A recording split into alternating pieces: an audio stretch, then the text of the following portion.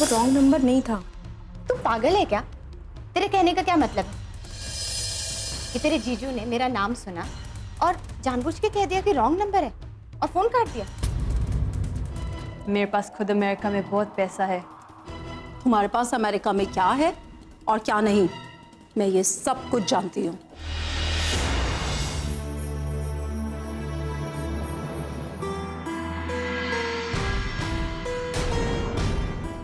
खूनी को सजाए मौत मिल जाए ना तो मान लो उसे इंसाफ मिल गया, लेकिन मुर्दा तो जिंदा नहीं होता है ना, हैं? उसके घर वाले उसके बिना जिंदगी बिताते हैं।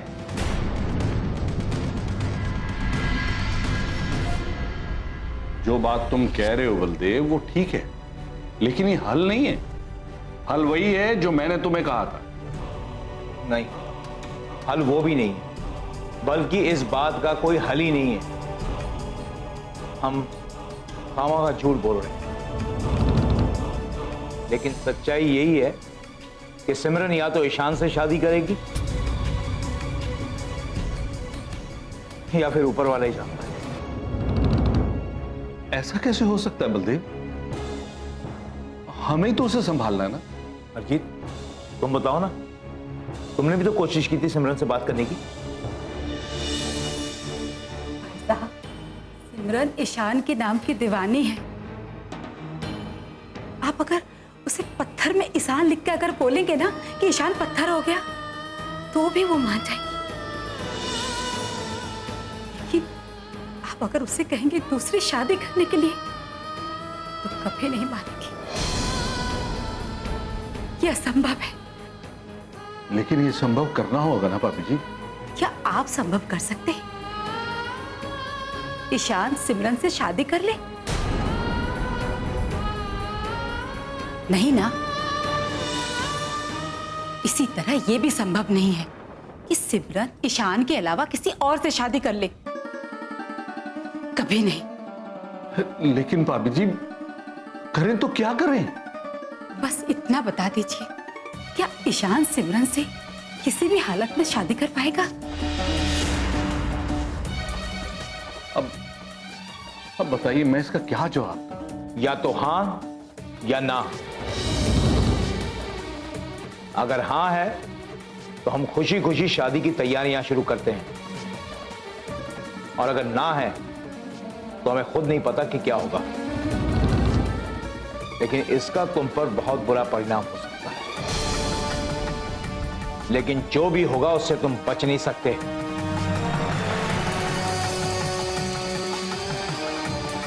अगर कुछ उल्टा सीधा हुआ ना तो तुम्हें खबर जरूर करते हैं।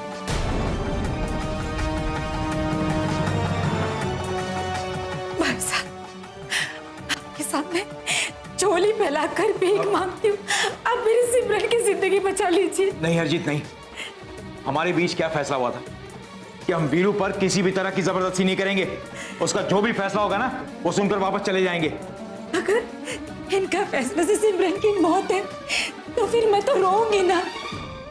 हाँ, रोना तो है ही। अगर ईशान नहीं माना तो हमारे लिए उम्र भर का रोना है, और वो रोना हमारी किस्मत का हिस्सा होगा। उसे झेल लेंगे हम, लेकिन हम वीरू पर किसी भी तरह का बोझ नहीं डालेंगे, किसी किस्म की जबरदस्ती नहीं करेंगे। बैठो।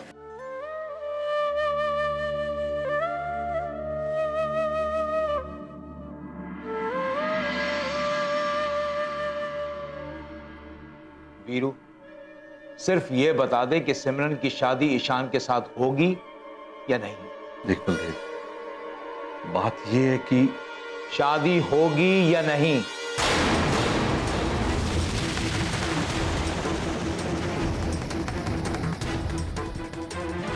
देखो भाभी जी, आप ना। भाई साहब, पहले इनके सवाल का जवाब दे दीजिए। शादी होगी या ना? आप लोग समझ क्यों नहीं रहे हैं?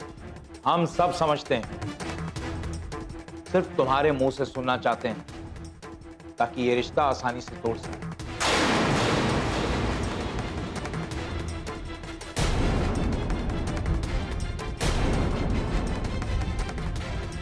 अब तुम ही बताओ कि मैं क्या करूं। तुम कुछ मत करो, तुम सिर्फ मेरे सवाल का जवाब दो कि शादी होगी या नहीं। मैं क्या कहूं? हाँ कि ना? लेकिन हाँ कि ना वीरू? हाँ कि ना? हाँ कि ना वीरू? हाँ कि ना वीरू? हाँ कि ना वीरू? हाँ हाँ।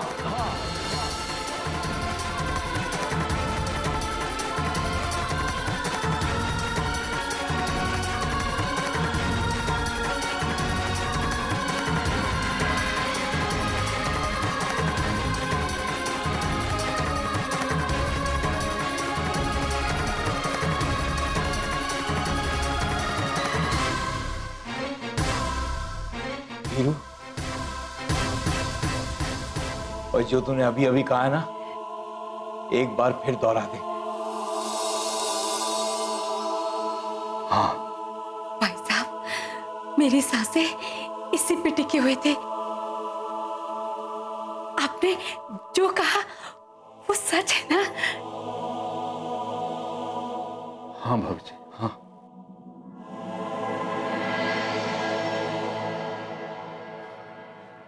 ओए, तूने मेरी बेटी की जान बचा ली। ओए, मेरी सिमरन की जान बचा ली। ओए, अब हम चैन से जा पाएंगे गांव, है ना? लेकिन आज तो हमारे साथ रुकिए ना। नहीं, जिस घर में बेटी देनी होती है उस घर में नहीं रुकते हम लोग। ठीक है, मैं होटल का इंतजाम करा देता हूँ, बैठना। श्रीवास्तव जी, अंदर आइए। ओए, पर बिल मैं दूंगा। हाँ यार, तू दे लेना, उसमें क्या फर्क पड़ता है। Yes sir. श्रीवास्तव जी, साहब के लिए होटल गुलमोहर में डीलक्स रूम बुक करवाइए। जी। और सारी व्यवस्था आप खुद देखिए, ठीक है? मैं आता हूँ। हाँ, आराम से। भाई साहब, चलो जी। ले लीजिए श्रीवास्तव जी।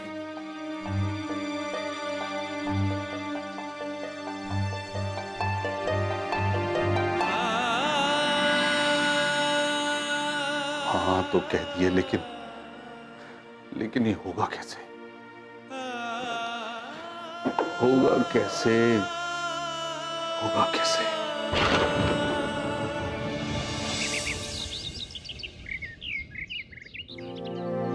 बाबूजी, ये आपने क्या किया?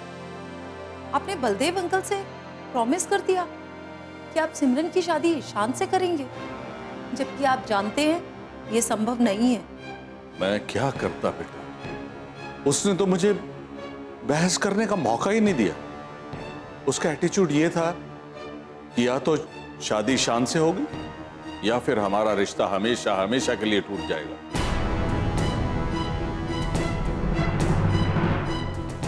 लेकिन बाबूजी, आप जरा सोचिए एक बार। आप जिस दिन बलदेव अंकल से ये कहेंगे कि सिमरन की शादी ईशान से नहीं हो सकती, उस वक्त क्या करेंगे? मुझे नहीं पता।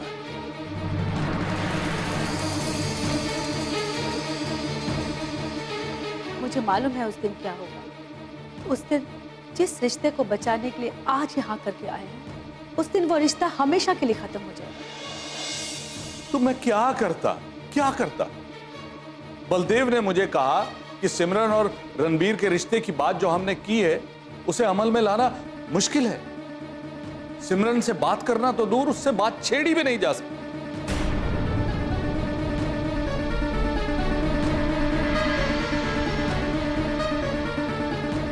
जी, ये बात तो हमें भी मालूम थी, लेकिन फिर भी हम कुछ ना कुछ तो करने वाले थे ना। कुछ तो हल ढूंढते, कुछ तो रास्ता निकालते। और अगर फिर भी नहीं मिलता तो फिर भी हम कुछ और सोचते, लेकिन कुछ ऐसा सोचते जो प्रैक्टिकल होता। कुछ सोचते जो उस रास्ते पर जिस पर हम चल पड़े हैं, जिस रास्ते पर सिर्फ सच्चाई है, सभी झूठों को मिटाकर उस रास्ते पर एक और कदम होता बाबूजी, फिर कोई ना कोई और हल मिल ही जाता। लेकिन ये वादा करके आज आपने हमें उसी जगह पहुंचा दिया है जहां हम आज से 10 दिन पहले खड़े थे, और इसके आगे सिर्फ अंधेरा ही अंधेरा है और कुछ नहीं। सुखी, अंधेरे का एक फायदा तो होता है कि अपना चेहरा नहीं दिखता, और ना ही चेहरे पे आने वाली शर्मिंदगी दिखाई देती है। लेकिन इस तरह चेहरा छुपाकर जीना भी कोई हल तो नहीं है। बाबूजी, आप कोई गुनहगार नहीं है। गुनहगार तो हूं।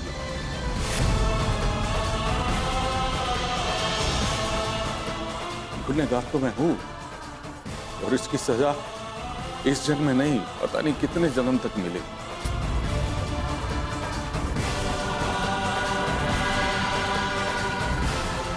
क्योंकि शायद मेरी ये नियति है कि मुझे हर कदम पे झूठा साबित होना।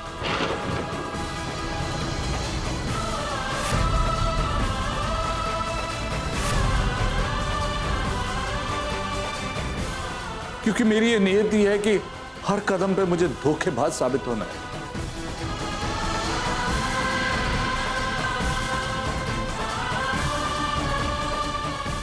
क्योंकि मेरी ये नियति है कि शायद हर कदम पे मुझे दगाबाज का खिताब मिलना है।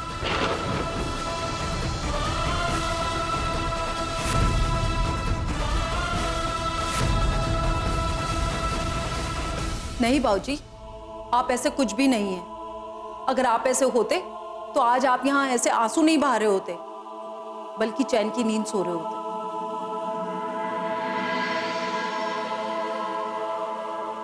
बाबूजी, आप अपने आप को इतना कमजोर क्यों समझ रहे हैं?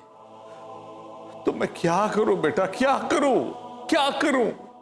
मैं करूंगी बाबूजी।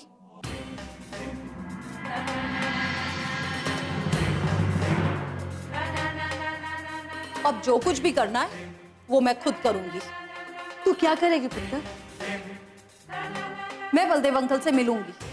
अकेले? नहीं नहीं, मैं भी चलूंगी तेरे साथ। नहीं मामा, अब मैं खुद बलदेव अंकल से मिलूंगी और इस समस्या का हल अब मैं खुद ढूंढूंगी। रणबीर, तुम मेरा साथ दोगे ना? इसमें भी कोई पूछने वाली बात है? मैं हमेशा तुम्हारे साथ। तो बस हो गया इसका हल।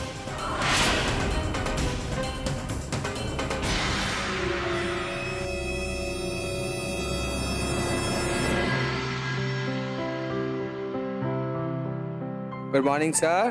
गुड मॉर्निंग जी। Your breakfast sir. हाँ, रख दो।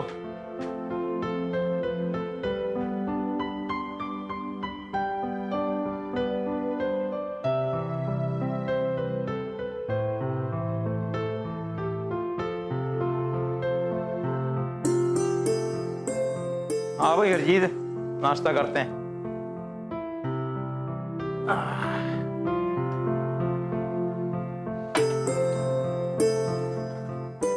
भाई कल रात बहुत बढ़िया नींद आई, वरना तो घर से बाहर नींद ही नहीं आती हैं, और होटल के कमरे में तो बिल्कुल ही नहीं। याद है एक बार हम लोग होटल में रुके हुए थे और रात नींद नहीं आ रही थी, तो हम लोग आधी रात ही होटल से भाग गए थे। पर यहाँ ऐसा नहीं है, ये होटल ना घर जैसा है। पता है क्यों?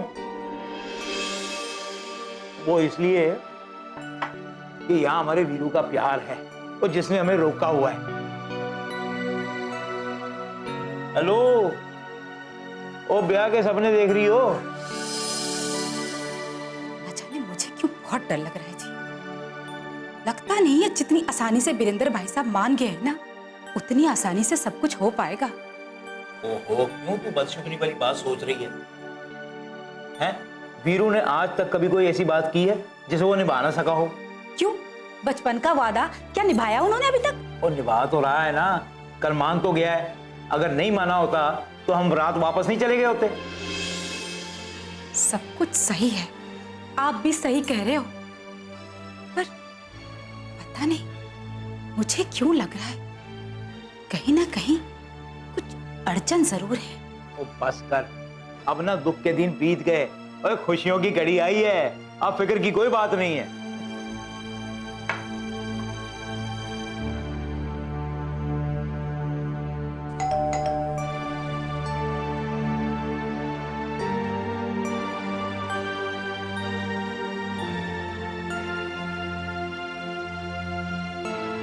अरे आकांक्षा पुत्र, आओ आओ। नमस्ते चाचा जी। नमस्ते। अब भाजी नहीं आए तुम्हारे? नहीं, बाबूजी तो ऑफिस गए हैं। मैं कॉलेज जा रही थी, मैंने सोचा आप लोगों से मिलती चलो। ये तुमने बहुत अच्छा किया भाई। वैसे भी शाम में हमें वापस जाना है, तो हम सोच रहे थे कि आपस में बात करते करते तो हम लोग पागल ही हो जाएंगे। आओ आओ अंदर आओ। नमस्ते चाचा जी। अरे नमस्ते, अच्छे से मैं पे आओ। आ जाओ आ जाओ, चाय नाश्ता कर लो। अब मैं भी मंगा लेता हूँ। नहीं नहीं चाचा जी, मैं अभी नाश्ता करके ही आई हूँ। आओ आओ बैठो, हम लोग नाश्ता कर लेते हैं। चल आ जाओ। खा लिया आपने ये? खा लिया।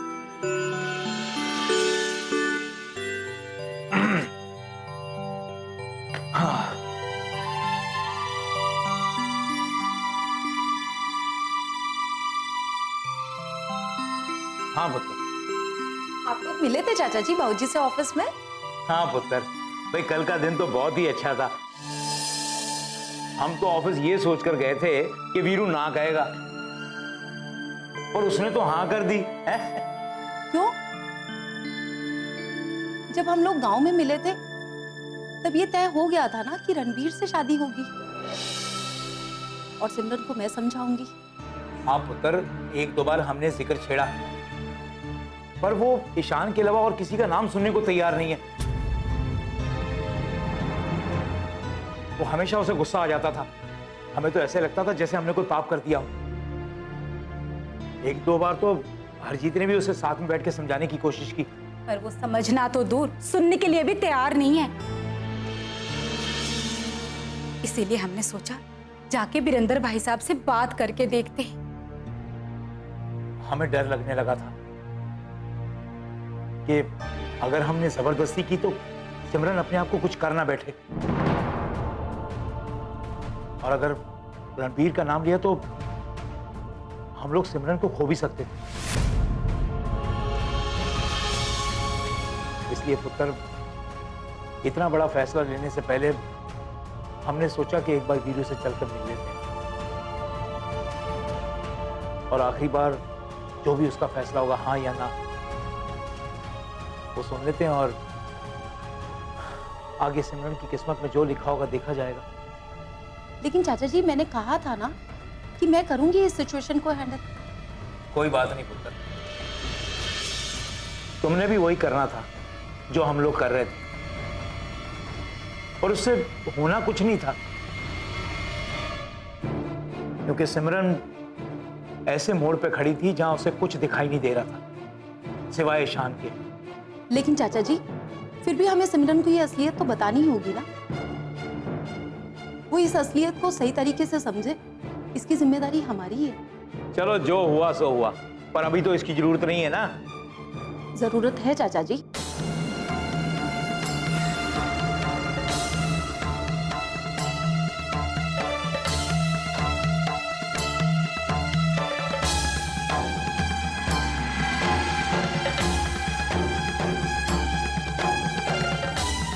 अभी भी इसकी जरूरत है।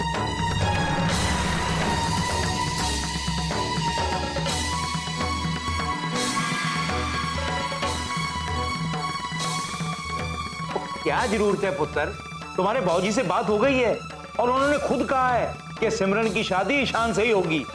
हाँ, उन्होंने वादा जरूर दिया है, पर ईशान मानेगा क्या?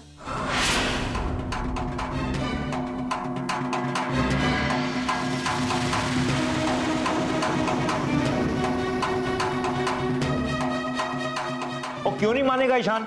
है जरूर मानेगा, वो उनका बेटा है वो। लेकिन बेटा ही तो उनकी बात नहीं मान रहा। मतलब क्या तुम्हारा? मेरा मतलब है कि बाबूजी ने आपको हाँ जरूर कर दी है, क्योंकि वो आपको ना नहीं कह सकते। वो आज भी यही मानते हैं कि वो ईशान को समझा लेंगे, मना लेंगे, लेकिन ईशान नहीं मानेगा। और अगर नहीं माना तो वो उसको गोली मार देंगे। लेकिन मैं जानती हूँ इससे होगा कुछ भी नहीं। इसमें सिर्फ बर्बादी और बर्बादी ही है, उसके अलावा कुछ नहीं।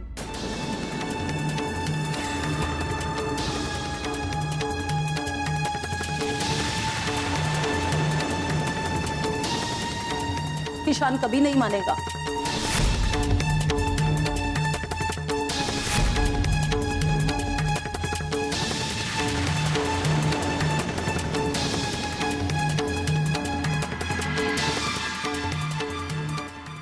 अगर ईशान नहीं मानेगा तो यहां भी बर्बादी के सिवा कुछ नहीं होगा। चाचा जी, हमें ईशान को भूल जाना चाहिए और सिमरन को समझाने के सही रास्ते ढूंढने चाहिए। अच्छा, अब समझा। अब सारी कहानी मेरी समझ में आ गई है। कल वो हमसे ना नहीं कह सका, इसलिए सारी बातों पे हाँ हाँ करता चला गया, और अब तुम्हें यहां भेजा है हमें समझा बुझाकर रवाना करने के लिए। नहीं चाचा जी, बाबूजी को तो मालूम भी नहीं है कि मैं यहाँ आई हूँ। और रहने दे पुत्र, रहने दे। और मैं गांव में रहता जरूर हूं, पर शहर वालों को ना अच्छी तरह से जानता हूं। ये ना सिर्फ एक दूसरे के खिलाफ बातें करते हैं, पर अंदर से एक दूसरे से मिले होते हैं। नहीं चाचा जी, बाबूजी दिल से चाहते हैं कि सिमरन की शादी ईशान से ही हो, मगर मैं जानती हूँ ऐसा होगा नहीं, क्योंकि या तो बाबूजी खुद पागल हो जाएंगे ईशान को समझाते समझाते, या फिर ईशान ही घर छोड़ के भाग जाएगा। और ये तुम्हें मंजूर नहीं है। हाँ चाचा जी, इस तरह के हादसे। और सिमरन का पागल होना, सिमरन का पागल होना तुम्हें मंजूर है? जब सिमरन के बारे में सोचते हो तो ये सोचते हो कि हम दोनों उसको संभाल ले, और जब अपनी बाबूजी और भाई के बारे में सोचते हो ये सोचते हो कि ये हादसा नहीं होना चाहिए। ये ख्याल तुम्हें सिमरन के लिए क्यों नहीं आता?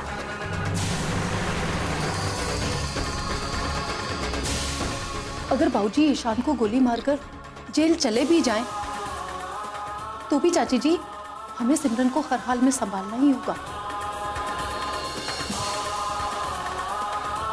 इसीलिए ये खून खराबा हुए बिना ही हम इसे संभाल लें तो सब कुछ ठीक हो जाएगा। सिमरन हमारे घर की बहू बनना चाहती है तो वो हमारे ही घर की बहू बनेगी चाची जी। नहीं आकांक्षा पुत्र, नहीं। मेरी सिमरन कोई खिलौना नहीं है, कभी इस हाथ दे दिए कभी उस हाथ।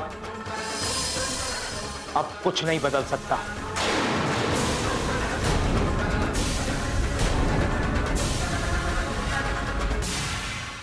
ओए हट जा वीरू, जाने दे मुझे। बलदेव, बात तो सुन। वीरू जाने दे मुझे। बलदेव, बलदेव, अगर तुझे यहां से जाना है ना तो मेरी लाश पार करके जानी पड़ेगी तुझे। और इस कैद खाने से निकलने के लिए मुझे अगर तुम्हारी लाश भी बिछानी पड़े ना तो बिछा दूंगा मैं।